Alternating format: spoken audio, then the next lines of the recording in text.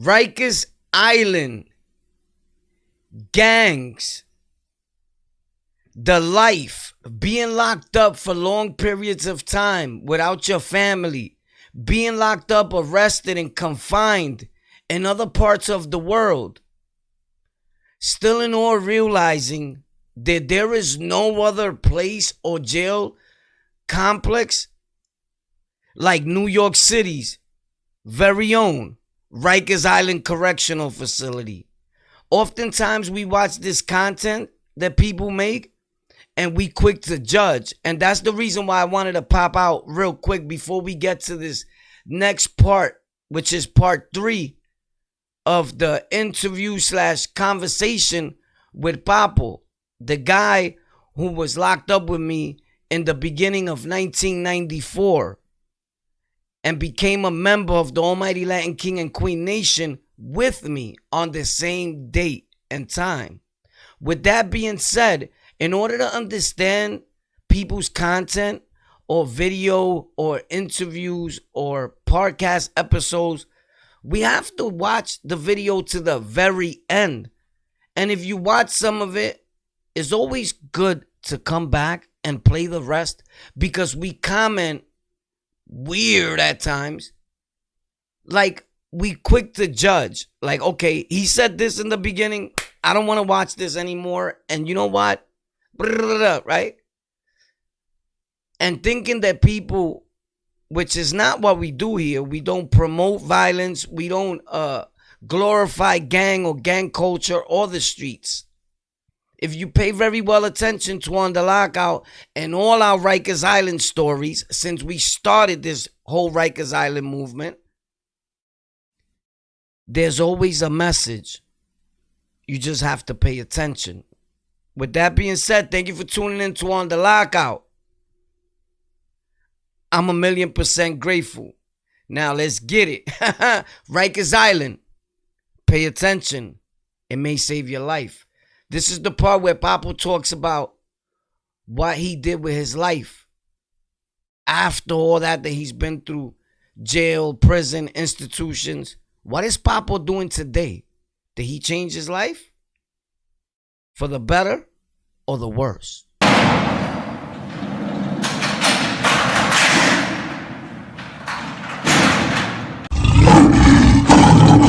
It's so bold, you got to put a teardrop on either side of your face. That's how you know where you're from. That's crazy, because over here we put our hat. I'm always going to put my hat how I want to. That's wild. Yeah, that's a New York thing. But over there, yo, you get killed for that out there. Yeah, and that's why I don't want New York to start getting, because we our own trendsetters. We don't need to be copying these dudes with the hats to the left. You get killed. That's corny. You know, that's whack. But that's what's happening nowadays. But I understand that that's how they was raised, and it's passed on from generation to generation. So how you felt when you went out there and that you had to adapt to that shit? You adapt, man. You just adapt. But somebody was telling you like, nah, you New York, don't do that. Don't do it like this. Yeah, you got brothers, you got wise brothers that, they like to, educate you, you know what I'm saying? At that time. But I got family over there too. So, it wasn't like I didn't know. I already knew what time it was. I lived in Chicago even before I came to New York. So, I would go back and forth because my parents, my dad lived over there. My mom lived in New York. So I would travel both places. But, it's just crazy how my dad lived by Beach and Spalding, and my mom lived over here in Williamsburg in the South Side. Okay, so, yeah, it is. So I go back and forth and shit. But I got locked up over there in Chicago, Cook County, and then I got extradited to Florida. Wow. So you think you're watching Con Air? It's not like that, bro. You're not gonna put you on a plane or nothing like that unless you're just a murder suspect or something. If they want you for something petty, you gonna take that long ass ride.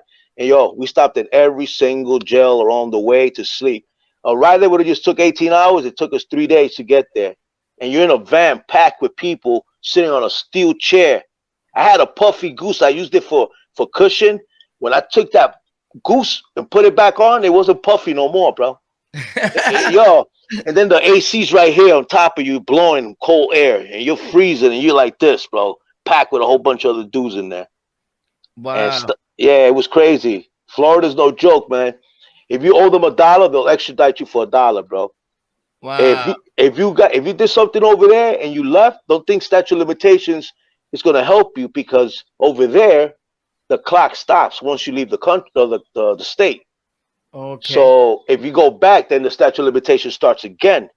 So you never really finish your statute of limitation, which is really 5 years. So that's what Oh happened to shit. me, and they got me on that. But I beat the case, and then I had to go back to Chicago on interstate compact, Oh snaps. and Yeah. then they kicked me out of Florida for 5 years. Oh yeah, they do that. They do that. Yeah. But again, in Florida prison though, the bros be deep over there too. Kings. The last times I heard, I don't know. Well, when I got over there at that time, they did a big bust of the Kings in Florida, Right. and what happened was that they all got. I believe they were all let go because I believe one of their structure was an informant, and he set everybody up.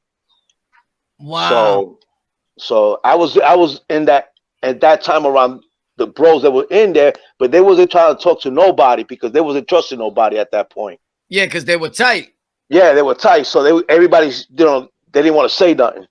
Yeah, yeah. Like yo, we just got locked up. This the dude that told on us is this dude. That happens to a lot of in every Yeah, gang, in every nation organization, and they can't believe it.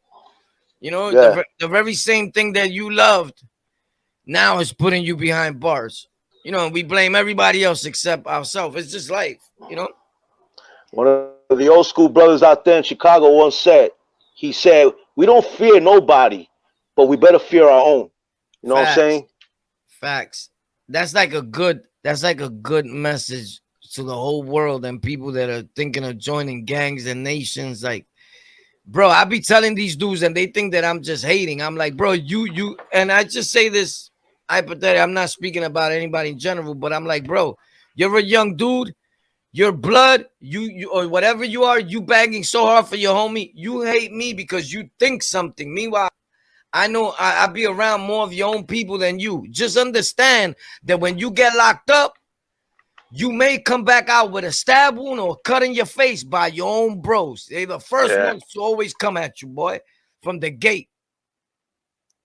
There you go. Papa broke out. He'll be coming back after these messages. We'll be right back. We got to pay the bills around here. So hopefully you guys will stay for this quick ad. And let's get it, bro. Because if you don't, then we can't make no more videos, Joey. Papa in the building. Latin Kings, Rikers Island on the Lockout Podcast.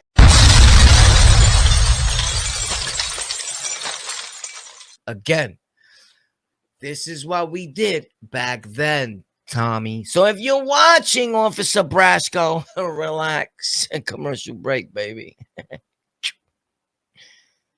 Yo, look who's here. So, yo, Papa, but you really think like I don't want to make it about me, right? But if you was to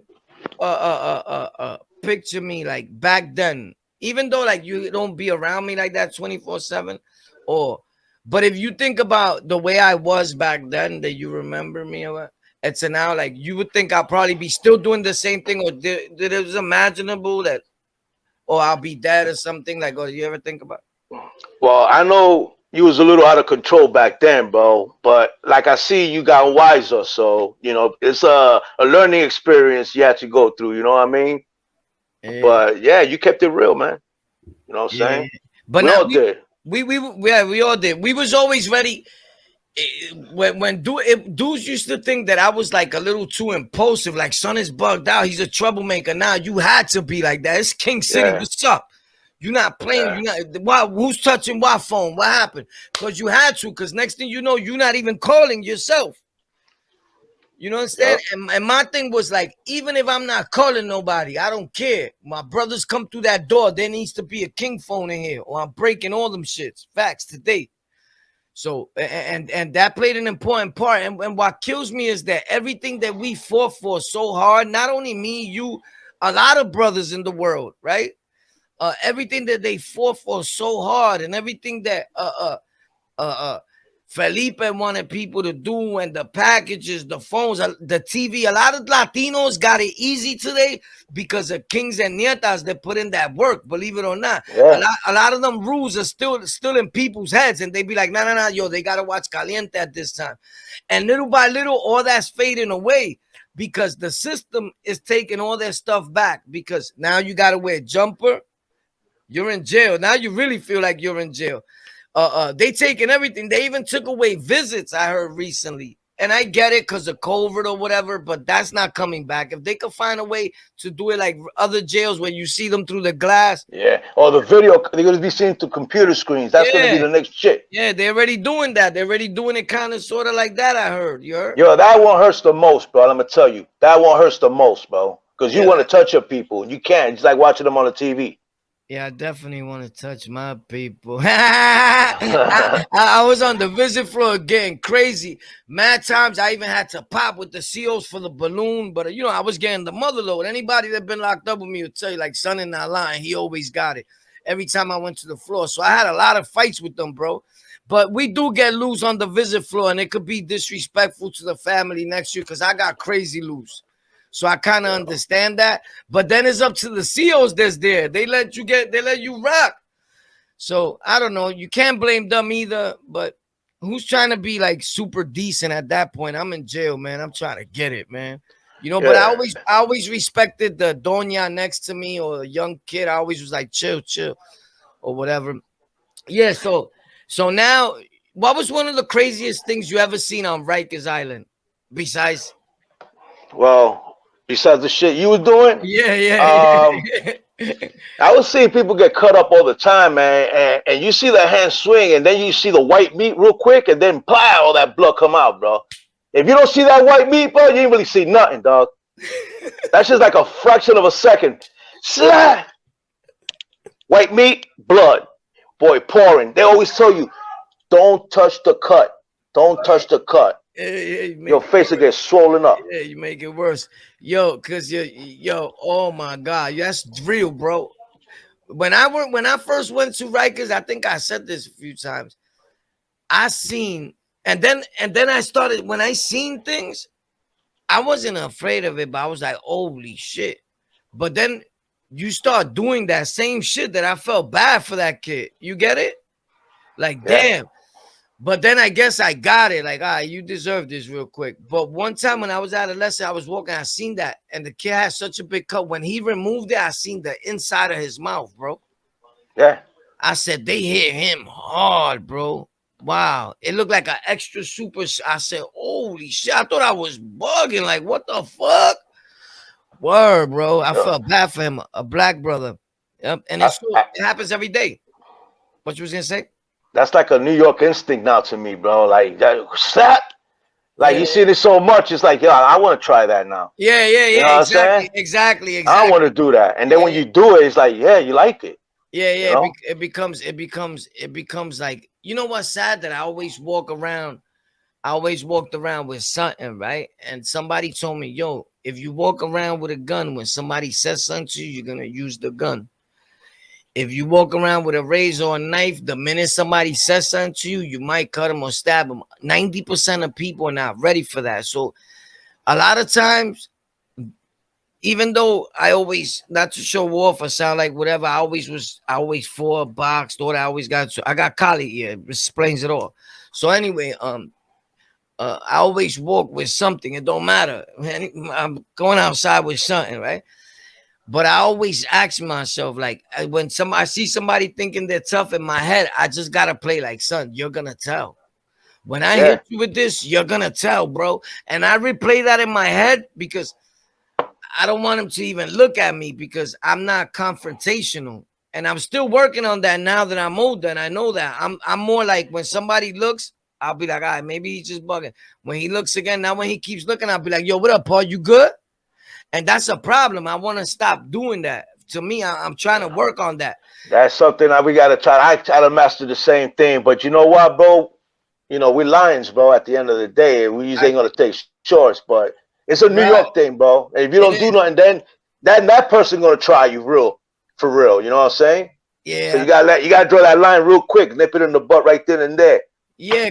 You know why? Because it has nothing to do with living a normal life. Because I had good jobs. I was settled down with my girl, just doing regular shit. And I'll still go outside and that'll happen. And I'll be like, yo, what up, homie? You good? And somebody will be like, damn, this dude don't learn. He didn't change. I changed, but this dude's bugging. You know what I'm saying? So Yeah. you're right. You're right. It's like you're still a lion. You still move like that. Because I think it's a defense mechanism. I don't know if I'm wording it right, right? Like Yeah, kind of, it is. It's in you already. You know what I'm saying? That's not. It can't change. You know. It's a defensive posture. You know. yeah. That's all it is, man. We all got it. Some got it, some don't. Yeah, right. Some got it, some you don't. That's a fact. know. So in your life, I know your life went from kingism, from being on Rikers. You went upstate. You did prison time here in New York, or you just went to the island at home? Now I went island, then I started doing the jail system in Chicago for a little bit over there, and then I came home. You But I said, wasn't out there. I wasn't locked up for much out there. I was just when they extradited me. That's about it. oh, to like the little stages, but you went to Cook County Jail. Yeah. How was that experience? Cook County Jail. It was crazy. You see how crazy it is in this. You hear about it that everybody getting killed in Chicago and all that. Yeah. Out there, it ain't like that. Out there, you need permission to even make a move. There, you're there with disciples. You're there with folks. You're there with counts. You're with bishops, and then you got the kings there. And the prison's in the middle of Kingshood. So every time folks are getting out, they're running to the bus stop or running. Throw a fucking rock at that nigga from your window with that car. Yes. Yeah, I'm gonna do that. Yo, listen, Pablo. That's how you know this is real, live. Yeah. Word. So what I'm saying is, I mean, I'm recording it, but you know what I mean. So what you were saying that you go there's folks, there's all different gangs, right? Yeah, all in one place. Wow. And the prison is in the middle of Kingshood in Little Village. That's where all the Mexican kings are at. Little Village. I seen that in the TV one time.